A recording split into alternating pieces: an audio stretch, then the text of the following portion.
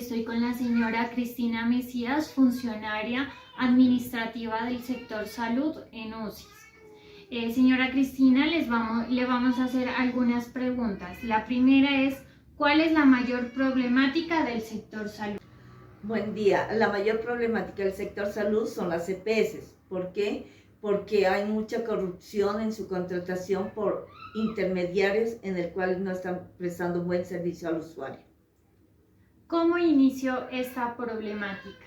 A partir de la Ley 100 del año 1993, en el cual el señor Uribe acabó con la Ley 100, acabó con la ley que teníamos para iniciar con esta ley, en el cual también hubo mucha corrupción en sus EPS, en el cual se miró que había muchos robos, por el cual muchos usuarios quedaron desprotegidos. ¿Qué daño causa estas EPS? Las EPS, el daño que causa a la mayoría de los usuarios es cuando no les prestan a tiempo sus servicios. Inclusive hay personas que han llegado a la muerte por sus tratamientos que son de alto costo, en el cual a ellos no les prestaron a tiempo el servicio. La siguiente pregunta es, ¿qué solución usted propone? Debería haber un control más en las EPS, debería haber alguna modificación en la contratación en el cual nos favorezca a nosotros que somos los usuarios, somos los beneficiarios de las EPS y que nos presten un servicio con calidad, eficiencia y eficacia y con cumplimiento para tener nuestro tratamiento a tiempo en el cual no se nos deteriore la salud. Y por último, ¿cómo cree usted que benefició o afectó la pandemia al Estado colombiano, tanto económica como socialmente? Al Estado colombiano, más que todo, la pandemia no lo benefició, sino que lo afectó mucho. ¿Por qué? Porque hubieron muchas pérdidas de empresas, todo eso, tuvieron que cerrar los medianos empresarios y dejar tanta gente sin empleo, en el cual tuvieron que salir como vendedores ambulantes.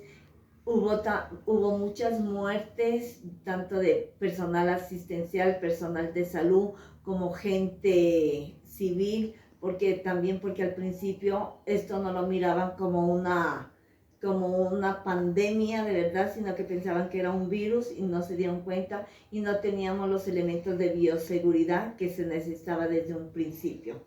Y ahorita, gracias a las vacunas, la vacuna no quiere decir que no nos vaya a dar el virus, pero sí, si nos da, va a ser con menos intensidad, en el cual podamos protegernos nuestra salud, en el cual no nos puede llevar a una UCI. Ya, muchas gracias, señora Cristina. Con mucho gusto.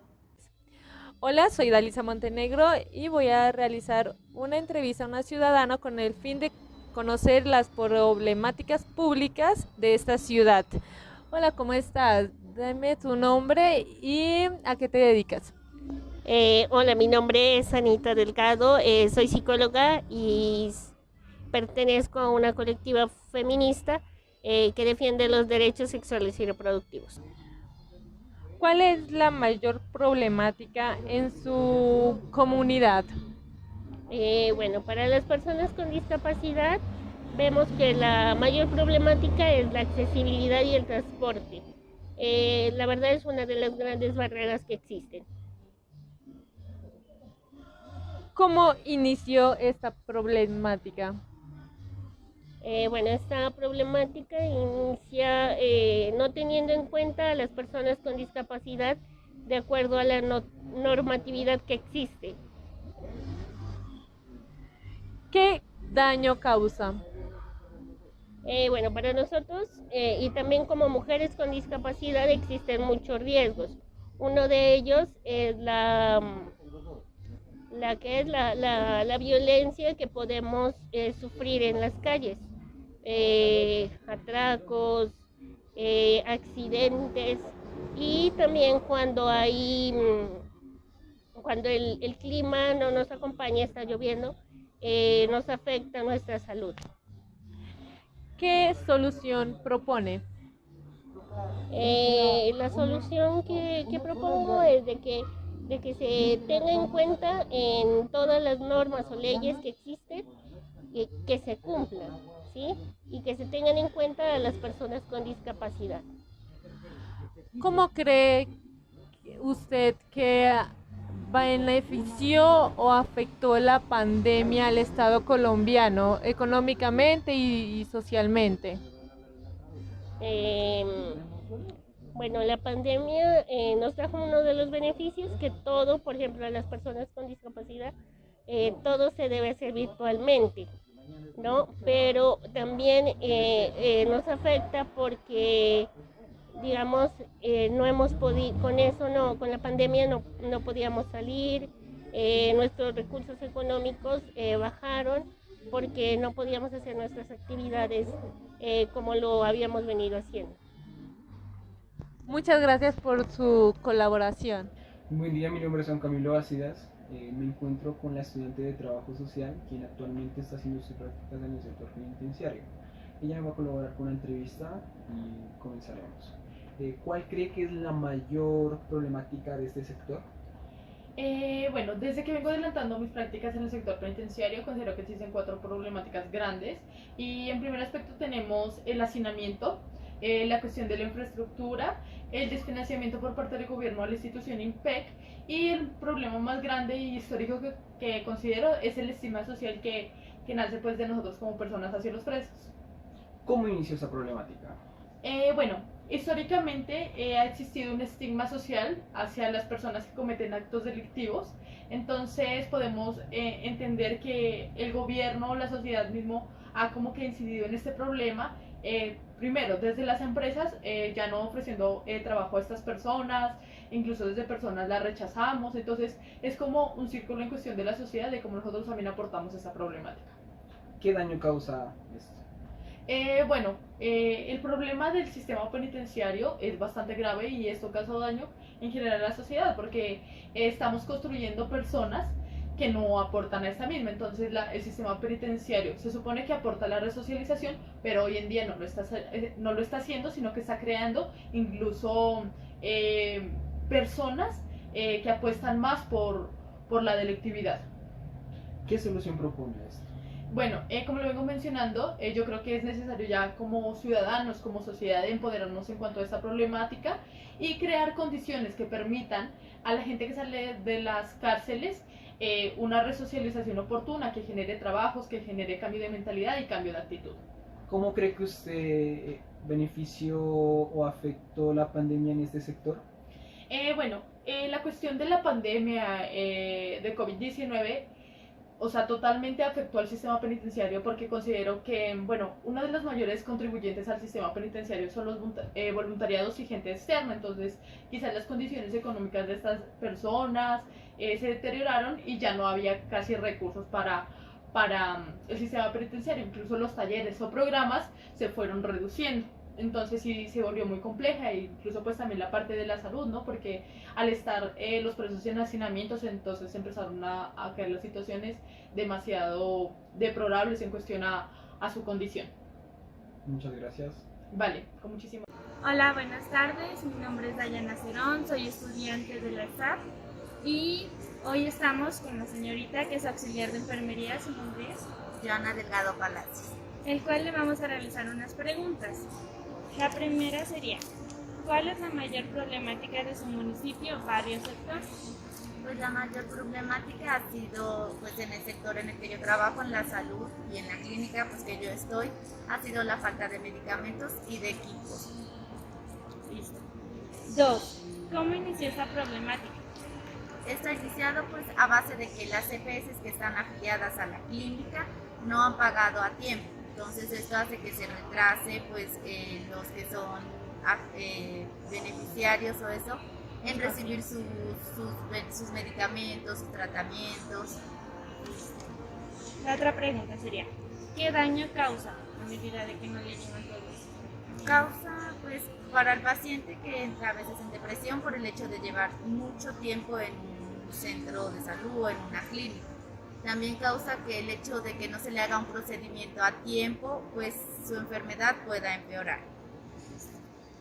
Y otra pregunta, ¿qué solución propones ante esta situación? Pues la solución sería como hacer una petición de los afiliados a las EPS, como que paguen a tiempo para que pues los que son ya dueños de estas entidades puedan comprar a tiempo pues los medicamentos y puedan tener los equipos. Por último, esa es la pregunta que realizamos los compañeros del grupo. Dice, ¿cómo cree usted que benefició o afectó la pandemia al Estado colombiano, tanto económica o social? Pues la pandemia nos ha afectado en muchos aspectos, ajá.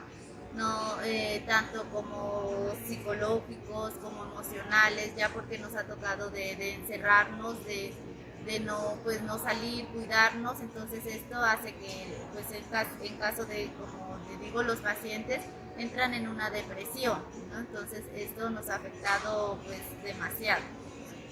Muchas gracias. Muchas gracias. ¿Qué tal? Buenas tardes, compañeros, profesora. Mi nombre es Franco Bolívar Ordóñez Pantoja. Soy estudiante de la ESAP de tercer semestre. En esta tarde vamos a realizar una entrevista. Nos encontramos con Andrés Mauricio Viveros, quien es un psicólogo en formación de la Universidad Mariana.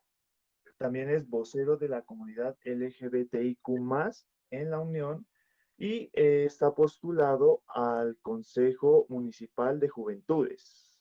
¿Qué tal? Buenas tardes, Andrés.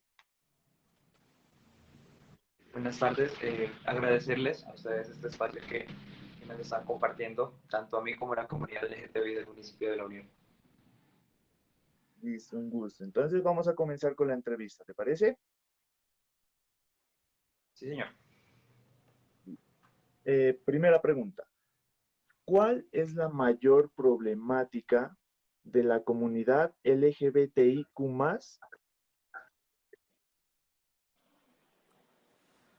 Bueno, pues problemáticas hay muchísimas, sobre todo en esta comunidad. Sin embargo, yo considero que una de las grandes problemáticas que tiene la comunidad LGTBI, no solo en Colombia, sino en todas las regiones del mundo, es la invisibilización.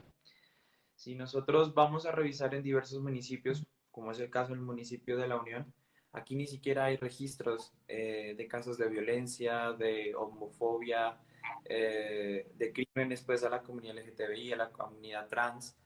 Entonces, uno de los grandes problemas que se presenta es que la comunidad a veces está como si estuviera invisibilizada. Hace que no se para algunos tipos de acciones legales o que se mire, pues, digamos así, hacia dónde tienen que ir las políticas públicas de los diferentes municipios. O sea, no es que en los municipios no exista la comunidad LGTBI o no exista la diversidad. Lo que pasa es que al estar invisibilizadas, pues obstaculiza que se cumplan los derechos pues que tal vez en Colombia se han ganado legalmente. Así que yo pienso que ese es uno de los grandes problemas. Obviamente todo esto enmarcado en un trasfondo cultural como es el nariñense y pues por ende el colombiano. Listo. Vamos con la segunda pregunta. ¿Cómo crees tú que inició esta problemática? Entonces, si nosotros vamos a hablar de la génesis del problema o de la discriminación a la comunidad, tenemos que hablar inmediatamente de la religión. Y tenemos que hablar pues, de la asimilación de la cultura religiosa en las diferentes sociedades. Y más aún en una cultura tan religiosa y tan marcadamente cristiana como la nariñense. Vamos con la tercera pregunta. ¿Qué daño causa esta problemática? Sin duda la vulneración de los derechos, principalmente, o digámoslo así, el más importante, el derecho a la vida, ¿no? Lamentablemente tenemos que seguir aumentando el recuento de chicas trans que son asesinadas, que son vulneradas, y no solamente las chicas trans, también los chicos gays, lesbianas.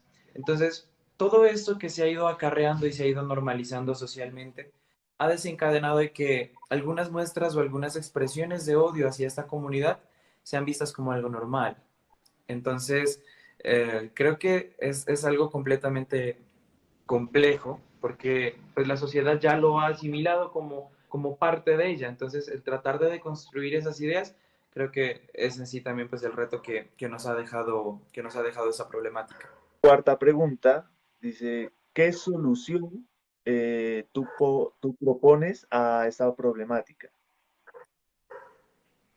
Bueno, pues la solución es bastante utópica, bastante amplia a veces, porque literal es un cambio o una transformación cultural que permita ir dejando esos viejos patrones. Pero ¿cómo se puede lograr eso? ¿Cómo se puede empezar a trabajar esto? Sencillamente haciendo escuelas de nuevos liderazgos, creando activismo, un activismo fuerte, directo, que logre hacer incidencia en las diferentes decisiones que toma o las leyes que se toman en los diferentes países para, pues, para ese tipo, para esa comunidad. Si nosotros vamos a hablar de la legislación colombiana, pues podríamos decir que Colombia es un país supremamente progresista en la cultura o en las leyes de la comunidad LGTBI. Sin embargo, la realidad cultural es muy diferente. Entonces, ¿cuál es el reto que tiene hoy en día el activismo de la comunidad? Sencillamente incidir en la cultura y hacer que todas esas leyes que están puestas en el papel se cumplan, porque es que sencillamente es una cuestión de derechos humanos, no es una cuestión ideológica. Uno puede decir que las ideologías de las personas son respetables, y lo son, pero cuando se trata de los derechos de las personas, sencillamente se tiene que imponer sobre la ideología. Entonces, yo creo que el reto se reduce en eso, en generar nuevos liderazgos y escuelas de incidencia política y, pues, obviamente, incidir en la política. ¿Cómo cree usted que afecta o beneficia la pandemia al Estado colombiano? La pandemia demostró que sencillamente el Estado colombiano necesita una reestructuración desde las bases. Entonces, eso podría decir que fue un pequeño beneficio, ¿no?, de la pandemia, que nos mostró la realidad del país y que hizo que la gente entendiera de verdad cómo estaba la nación. Y aparte de eso, que aprendiéramos a valorar algunas cosas que pues pasábamos desapercibidas, como el poder respirar el aire tranquilamente sin tener que usar una mascarilla, o poder salir, el poder encontrarnos con nuestros amigos. Asimismo, pues también pues fue un escenario devastador porque pues hubo muchas pérdidas humanas y asimismo pues la economía del país se vino a pique en muchas cosas. El desempleo también creció de una manera increíble. Entonces, y pues ni qué hablar de la salud mental. Las cuarentenas pues crearon unos ambientes de salud mental supremamente complejos que tardarán muchísimo tiempo en que se solucionen o digamos así, que se traten bien.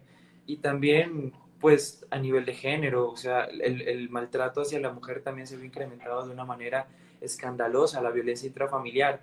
Entonces, esta pandemia, que era algo para lo que ninguna sociedad estaba preparada, sencillamente pues nos puso muchas cosas que tenemos que aprender a valorar, pero también nos puso unos grandes retos de cosas que tenemos que seguir trabajando a futuro.